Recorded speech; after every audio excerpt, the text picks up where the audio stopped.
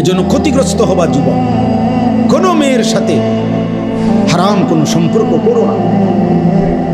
বিবাহ বহির্ভূত, খোদার কসম, বিবাহ বহির্ভূত কোনো সম্পর্ককে প্রেম বলে না। মোহাব্বত এই শব্দ হারামের ক্ষেত্রে ব্যবহার করার অনুমতি নেই, জায়েজ নাই।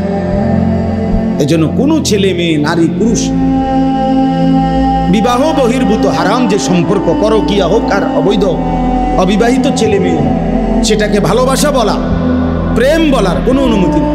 এটা জিনা। ওটা কি জিনা? জিনা, ওটা বেবিচার।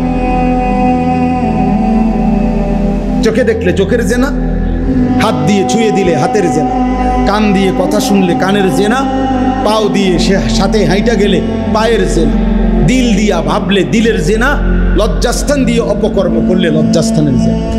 খালাস, সব জেনা। হাদিসে আছে, নবী সাল্লাল্লাহু আলাইহি সাল্লাম বলছেন, আল্লাহ তাআলা সবচেয়ে বেশি রাগান্বিত হয় জমিনে কোন অপরাধের কারণে জানেন? জিনা।